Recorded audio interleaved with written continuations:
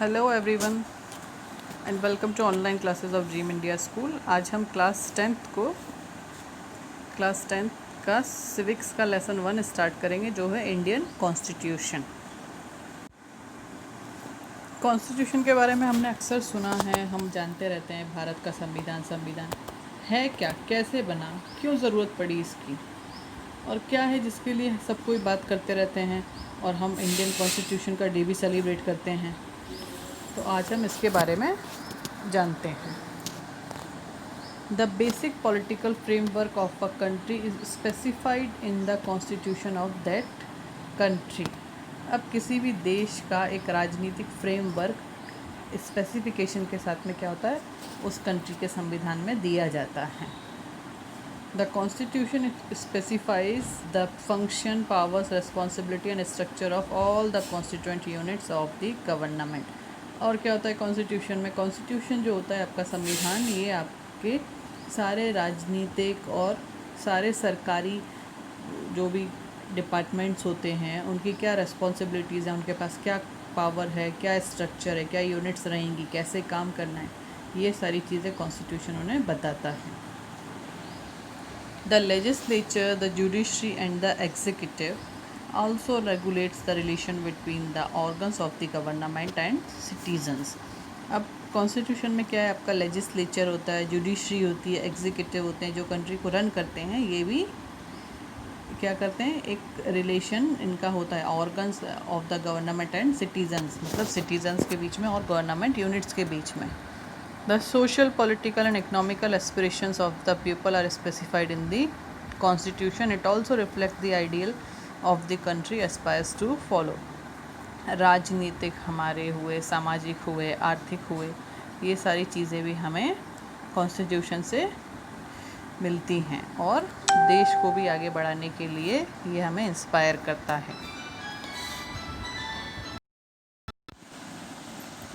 The need and concept of constitution.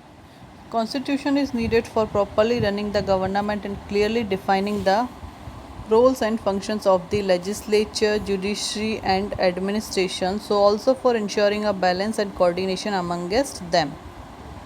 तो constitution की ज़रूरत क्यों पड़ी? कॉन्स्टिट्यूशन की ज़रूरत हमें इसलिए पड़ी जिससे हमारी विधानसभा हुई, हमारी न्यायपालिका और हमारा प्रशासन अच्छे से काम कर सके, उनको प्रॉपर एक गाइडलाइंस हो, कैसे काम करना है, क्या नहीं करना है, स्टेट और सेंट्रल के बीच में क्या रिलेशन होना चाहिए, एक प्रशासनिक कार्यालय कैसे काम करता है, ये सारी चीज़ें हमें कॉन्स्टिट्यूशन के द्वारा मिलती हैं।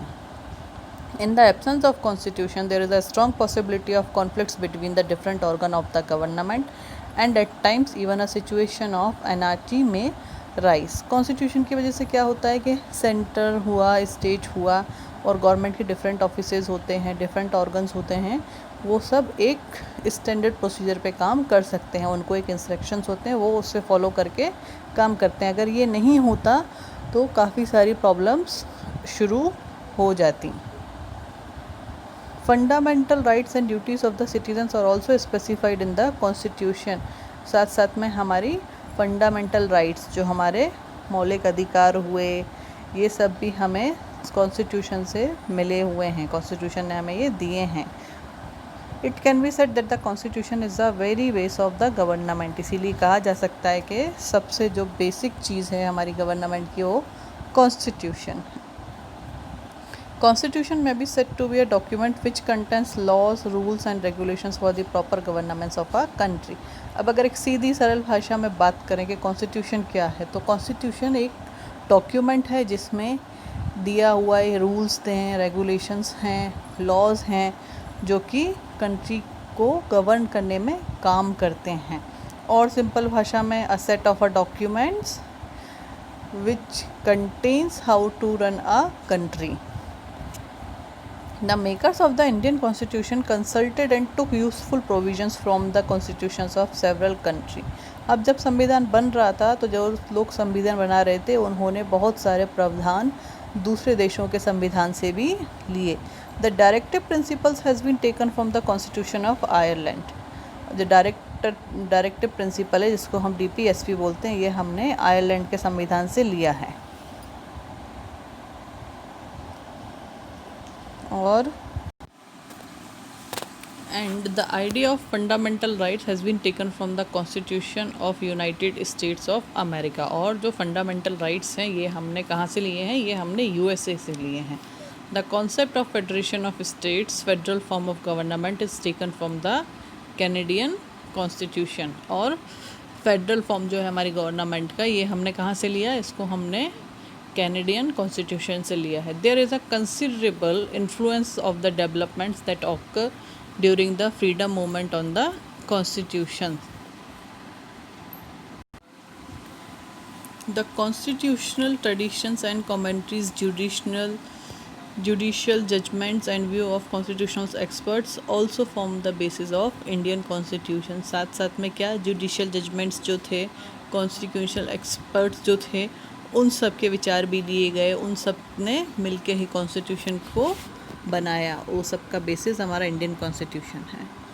Formation of constituent assembly. अब जिन्होंने कॉन्स्टिट्यूशन बनाया उसकी पहले एक असेंबली बनी थी, वो पहले एक ग्रुप बना था. Indian constitution has been drafted by a constituent assembly which was formed by a mutual consent of the leaders associated with the freedom movement. अब जो कॉन्स्टिट्यूएंट असेंबली बनी वो कैसे बनी? वो आपसी समझौते से बनी. और कौन लोग थे उसमें? वो लोग जिन्होंने फ्रीडम मूवमेंट में एक इम्पॉर्टेंट रोल प्ले किया और उसमें लीडर्स रहे थे. किससे फ्रीडम मूवमेंट हुआ था? फ्रीडम मूवमेंट ब्रिटिशर्स के साथ में हुआ था. British administration. The basis of this was cabinet mission plan of 1946. और इसका रूट कहाँ से आई? Cabinet mission 1946. अब कैबिनेट मिशन 1946 क्या था? This was a delegation comprising 3 members of British cabinet. क्या था ये? एक डेलीगेशन था, एक समूह था लोगों का जो 3 ब्रिटिश मेंबर से मिलके बना था. On the basis of the cabinet mission suggestion member of the constitution assembly were elected. और इन्हीं के मिशन और सजेशंस की वजह से क्या हुआ? कॉन्स्टिट्यूएंट असेंबली के मेंबर को इलेक्ट किया गया, चुना गया. कब? जुलाई 1946 में. Indian political leaders had accepted the proposal of the cabinet mission. और जो भारतीय राजनीतिक दल के नेता थे उन्होंने कैबिनेट मिशन का प्रपोजल एक्सेप्ट भी किया. The country was administered on the basis of the government of India act 1935. और जो कंट्री थी वो किसके बेसिस पे चल रही थी? कैसे वहाँ का प्रशासन चल रहा था? गवर्नमेंट एक्ट ऑफ इंडिया 1935 इसके द्वारा. During the period from formation of constitution to its enactment. कब तक के लिए चला? जब तक कि कॉन्स्टिट्यूशन बन के लागू ना हो जाए.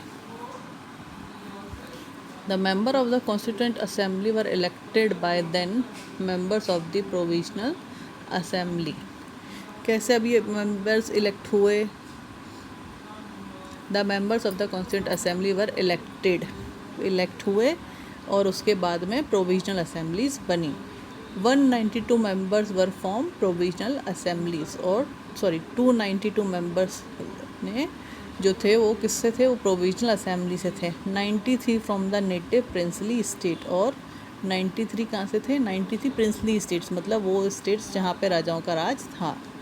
During British rule certain princely states were under the rule of rajas and maharajas and not under the direct administration of the British rule. British rule के टाइम पे भी कुछ ऐसे स्टेट थे जो राजा महाराजाओं के द्वारा चलाए जाते थे और वो ब्रिटिश रूल के अंडर में डायरेक्टली नहीं आते थे. There were many princely states and big states like Kashmir, Hyderabad, Gwalior, Patiala, Mysore, Baroda and Travancore. ये सारे वो स्टेट्स हैं जो राजाओं द्वारा चलाए जाते थे और ये ब्रिटिशर्स के उसमें नहीं आते थे. And 4 from the chief commissioneries. और 4 क्या थे? 4 इनमें से चीफ कमिश्नरीज में से आए थे. Does there were 398 member. तो अब उस असेंबली में कितने मेंबर हो गए? अब उसमें 398 मेंबर हो गए. The number and the member of the constituent assembly was decided on the basis of population. अब क्या था? अब जो कॉन्स्टिट्यूएंट असेंबली के मेंबर्स डिसाइड करना थे कि कितने मेंबर रहेंगे, 2 रहेंगे, 4 रहेंगे, 6 रहेंगे. ये किसके बेसिस पे डिसाइड हो रहे थे? ये हो रहे थे अब जनसंख्या के ऊपर कि कितनी पॉपुलेशन है उसके अकॉर्डिंगली उतने मेंबर रखे जाएंगे. Generally 1 member over a population of 10 lakh. तो एक मेंबर कितने लोगों को रिप्रेजेंट कर रहा था? 10 लाख लोगों के ऊपर एक मेंबर रखा जा रहा था। The number of members of the constituent assembly after the partition was 299। अब जो कॉन्स्टिट्यूंट असेंबली थी उसके मेंबर कितने थे पार्टीशन के बाद भाई? 299। As member of Muslim League did not participate in the meeting of the constituent assembly. और जो मुस्लिम लीग के नेता थे और जो मुस्लिम लीग थी उसने कॉन्स्टिट्यूंट असेंबली में पार्ट नहीं लिया। The demand of the constituent assembly was related with the national movement. अब जो डिमांड थी कॉन्स्टिट्यूंट असेंबली बनाने की, ये किससे रिलेटेड थी? ये नेशनल मूवमेंट से रिलेटेड थी। The formation of the constituent assembly was a result of Swaraj bill prepared under the direction of Lokmanya Bal Gangadhar तिलक इन 1895। अब जो कॉन्स्टिट्यूंट असेंबली बनाने की फॉर्मेशन हुई थी, शुरुआत हुई थी, किसके डायरेक्शन में हुई थी? ये हुई थी Lokmanya Bal Gangadhar Tilak 1895। The statement of Mahatma Gandhi on 5 January 1922 that Indian constitution shall be as per the wishes of the people of India. Mahatma Gandhi ने कहा था कि जो भारतीय संविधान बनेगा वो लोगों के अकॉर्डिंग बनेगा, उनके अनुसार बनेगा। The national convention of February 1924 under the chairmanship of Tej Bahadur Sapru and the demand of the Patna Convention of Swaraj Dal in May 1934. The member of the Constituent Assembly could not be elected directly by adult franchise. Therefore, as a practical solution of the provisional assemblies were utilized as a election body. अब क्या था? अब ये था कि जो constituent assembly के member हैं उनको डायरेक्टली हम इलेक्ट नहीं कर सकते जैसे कि अभी किया जाता है। तो प्रैक्टिकल सॉल्यूशन निकाला और उस तरीके से उनको इलेक्ट किया इलेक्शन बॉडीज़ के द्वारा। The prominent leaders associated with the freedom movements. अब जो महत्वपूर्ण नेता थे उस टाइम के, doctor Rajendra Prasad, Pandit Jawaharlal Nehru, Sardar Patel, Maulana Abdul Kalam Azad, Shyama Prasad Mukherjee, Sardar Baldev Singh etcetera played an important role in the formulation of the constitution. ये वो कुछ नाम हैं जिन्होंने बहुत महत्वपूर्ण रोल प्ले किया है कॉन्स्टिट्यूशन के फॉर्मुलेशन में। They give valuable guidance to the constitution assembly. इन्होंने कॉन्स्टिट्यूशन असेंबली को भी गाइडेंस दिया। Frank Anthony represented the Anglo-Indian community and H.P. Modi was representative from Parsi community। अब जो फ्रैंक थे वो एंग्लो इंडियन कम्युनिटी के रिप्रेजेंटेटिव बने और H.P. मोदी जो थे वो पारसी कम्युनिटी के रिप्रेजेंटेटिव बने। अल्दी कृष्ण स्वामी Iyer, doctor Bhimrao Ambedkar and K.M. Munshi were the constitutional experts. अब हमने डॉक्टर भीमराव अंबेडकर को सुना है, K.M. मुंशी को सुना है और कृष्ण स्वामी अय्यर, ये लोग क्या थे? ये एक्सपर्ट थे, या कॉन्स्टिट्यूशनल एक्सपर्ट्स थे। Sarojini Naidu and Vijay Lakshmi Pandit were woman representative. और जब कॉन्स्टिट्यूशन असेंबली बनी तो उसमें मेल मेंबर्स के अलावा फीमेल मेंबर्स भी थी, तो उसमें सरोजनी नायडू भी थी और विजय लक्ष्मी पंडित भी थी। B.N. Rau was the constitutional adviser, और जो B.N. राव थे वो कॉन्स्टिट्यूशनल एडवाइज़र थे। First meeting of the constituent assembly was held on 9 दिसंबर 1946। जब पहली मीटिंग हुई वो हुई 9 दिसंबर 1946 में। Doctor Sachchidanand Sinha was elected as a chairman to preside this meeting, और उस मीटिंग के चेयरमैन किसको चुना गया? डॉक्टर सच्चिदानंद को। The second meeting of the Constitutional Assembly was held on 11 December 1946, in which Dr. Rajendra Prasad was elected as the permanent chairman। Second meeting जो हुई, जो कि 11 दिसंबर 1946 में हुई थी, इसमें डॉक्टर राजेंद्र प्रसाद को परमानेंट चेयरमैन इलेक्ट किया गया। During the period of 2 years 11 months and 18 days, total 166 meetings were held and 11 conventions। अब जो पीरियड था 2 साल 11 महीने और 18 दिन का, उसमें 166 मीटिंग हुई और 11 कन्वेंशंस हुए। The new constitution was passed and adopted on 26 नवंबर 1949। अब जो कॉन्स्टिट्यूशन बना वो बना हमारा कब? 26 नवंबर 1949 को। Certain provisions of the Constitution in respect of the citizenship, election and interim parliament were adopted with immediate effect। और कुछ जो उसके प्रावधान थे, जैसे नागरिकता हुई, इलेक्शन हुआ, इंटरिम गवर्नमेंट हुई, ये तुरंत ही लागू कर दिए गए।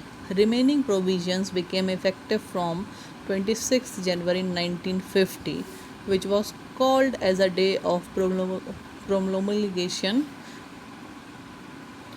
which was called as a date of the promulgation of the constitution, जिसको हम क्या बोलते हैं? भारत के संविधान बनने का दिन। हम 26 जनवरी को सेलिब्रेट करते हैं एज अ रिपब्लिक डे, क्योंकि उस दिन हमने अपना कॉन्स्टिट्यूशन लागू कर दिया था।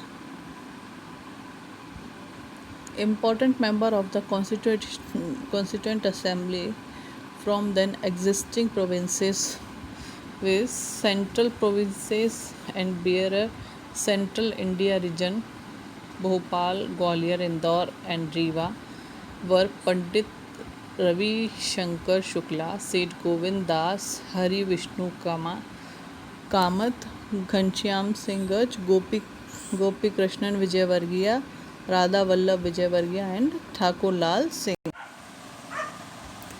Drafting committee।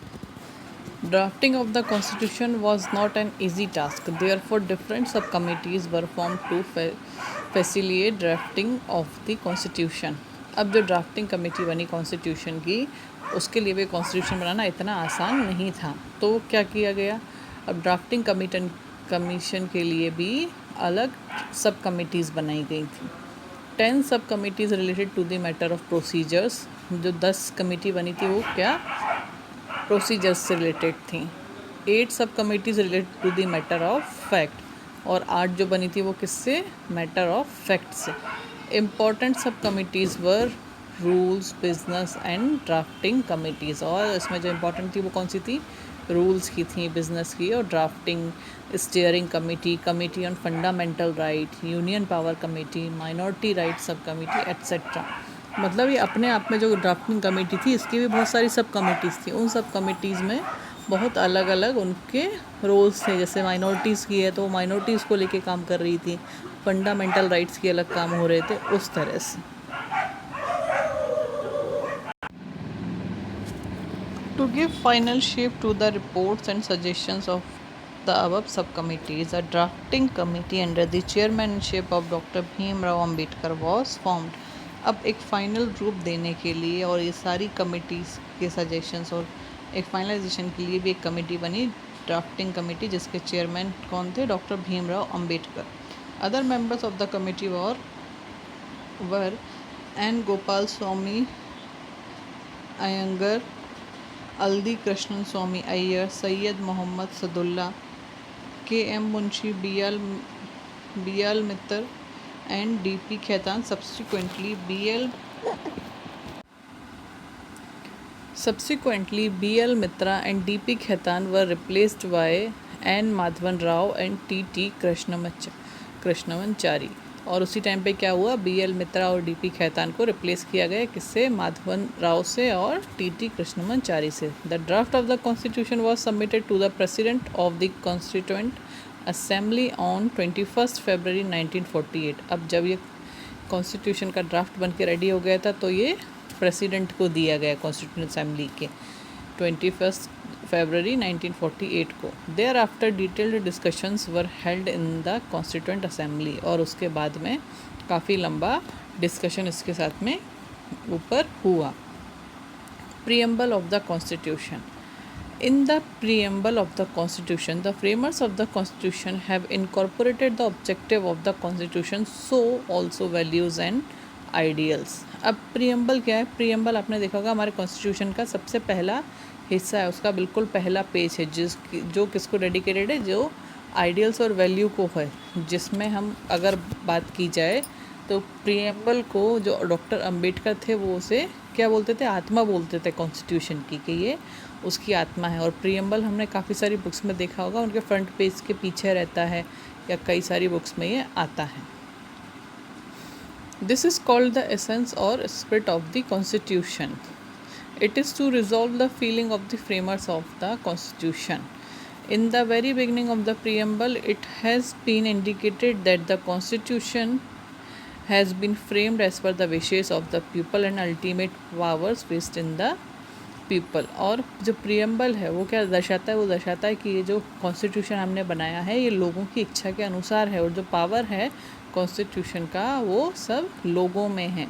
It has been stated that the India shall be sovereign democratic republic as per the 42nd constitutional amendment in 1976. India was declared a socialist secular state. अब क्या है, इसमें यह भी कहा गया है कि जो भारत है ये धर्मनिरपेक्ष देश है, लोकतांत्रिक देश है, और साथ साथ में कॉन्स्टिट्यूशन में क्या वर्ड ऐड किया गया प्रियम्बल में, सोशलिस्ट और सेकुलर स्टेट, मतलब धर्मनिरपेक्ष हैं हम, किसी धर्म के लिए हम बुरी भावना नहीं रखते हैं. To protect the unity and integrity of the country, it is the duty of every citizen not only the of the state. और जो अखंडता और एकता है हमारे देश की वो बनाए रखना हर नागरिक का कर्तव्य है, ना कि सिर्फ देश का या राज्य का. ये देखिए हमारा प्रियम्बल क्या था. We the people of India. We the people of India, having solemnly resolved to constitute India into a sovereign, socialist, secular, democratic republic, and to secure all its citizens justice, social, economic, and political liberty of thoughts, expression, belief, faith, and worship, equality of status and of opportunities, and to promote among them all fraternity, assuring the dignity of the individual and the unity and integrity of the nation. In our Constituent Assembly, this 26th day of November 1949, do hereby adopt, enact, and give ourselves to the Constitution. So ये हमारा preamble है जिसमें ये कहा गया है कि हम भारतवासी अपने देश को और अपने आप को, अपने देश को, अपने संविधान को समर्पित करते हैं. अब इसके फीचर्स क्या क्या हैं. Written and largest. Indian constitution is written constitution which has been drafted by constituent assembly. It is the largest in the world. It has 395 article, 12 schedules, and is divided into 22 parts, whereas there are 7 articles in the American, 147 articles in the Canadian, and 128 articles in the Australian Constitution. अब जो हमारा भारतीय संविधान है ये hand written है, ये मतलब हाथ से लिखा गया है, और बहुत बड़ा संविधान है, विश्व में सबसे बड़ा भी कह सकते हैं. और इसमें 395 आर्टिकल हैं, 12 शेड्यूल्स हैं और 22 भाग हैं. जबकि अमेरिकन कॉन्स्टिट्यूशन की बात करें तो वहाँ पे कितने आर्टिकल्स हैं, वहाँ पे 7 आर्टिकल्स हैं, और कैनेडियन कॉन्स्टिट्यूशन में 147 और ऑस्ट्रेलियन कॉन्स्टिट्यूशन में 128. It is rigid, so also flexible. A constitution is termed as rigid or flexible on the basis of the procedure adopted for its amendment. अब ये अपने आप में रिजिड भी है और फ्लेक्सिबल भी है. अब इसको रिजिड और फ्लेक्सिबल क्यों कहा गया है, क्योंकि इसमें चेंज करना इतना आसान नहीं है, पर ये चेंज हो सकता है अमेंडमेंट जो संशोधन होते हैं उनके through. If the constitution can be adopted by a simple procedure followed by the framing simple laws, it is termed as flexible. अब क्या है कि सिंपल प्रोसीजर फॉलो करके हम इसको चेंज कर सकते हैं, इसमें अमेंडमेंट्स कर सकते हैं. But a special procedure is needed for the amendment, than it is termed as rigid और फ्लेक्सिबल. और अगर कुछ स्पेशल प्रोसीजर्स की वजह के द्वारा ही इसमें चेंज किया जाता है, इसीलिए इसको हम रिजिड भी बोलते हैं और इनफ्लेक्सिबल भी. There are 3 procedures of amendment in the constitution. 3 तरह हैं, 3 प्रोसीजर जिससे हम भारतीय संविधान में अमेंडमेंट कर सकते हैं. Certain provisions can be amended bye a simple majority. कुछ जो प्रावधान हैं वो सिंपल मेजॉरिटी से हो जाते हैं. Some provisions can be amended by the specific majority and certain important ones can only be amended specific majority and consent of at least 50% number of the state. और जो कुछ होते हैं वो कैसे होते हैं, वो होते हैं कि कम से कम 50% स्टेट्स उसमें एग्री होना चाहिए. Does it is a mix of flexible and rigidity, इसीलिए ये फ्लेक्सिबल भी है और रिजिड भी है. Sovereign state, the country will decide its own foreign and domestic policies. It is not under any foreign rule and it have its own policies of behaviour eight international level. अब sovereign state का मतलब क्या है कि हाँ वो हमारा जो देश है यहाँ की सारी पॉलिसीज़ देश के अंदर हो या देश की बाहर की वो हम ही डिसाइड करेंगे और हम दूसरे फॉरेन रूल के प्रेशर में आके अपनी चीज़ें चेंज नहीं करेंगे. और क्या है पॉलिसीज़ और बिहेवियर एट इंटरनेशनल लेवल, मतलब हमारा फॉरेन रूल क्या रहेगा और हमारा कोई फॉरेन रूल हमारे ऊपर रूल नहीं कर सकता, हमारी पॉलिसीज़ वगैरह हम ही बनाएंगे. Socialist and secular. By a socialist state, it meant that the Indian economy shall be based on the socialist pattern of society. Minimum basic needs of every citizen shall be fulfilled. जो भी basic ज़रूरतें हमारे भारतीयों की और देश के नागरिकों की वो फुलफ़िल की जाएंगी. Socialism as per the Indian conditions shall be adopted. The ideal of secularism has been cherished in the constitution. और सोशलिज्म जो है वो इंडियन कॉन्स्टिट्यूशन के द्वारा अडॉप्ट किया गया है. द आइडिया ऑफ सेकुलरिज्म को भी सबने सराहा है. It means that the state shall protect the interest of all religious believes. क्या मतलब है कि जो हमारा राष्ट्र है और हमारा जो देश है वो सारे धर्म को एक नज़र से देखेगा, but will not have any particular religion as state.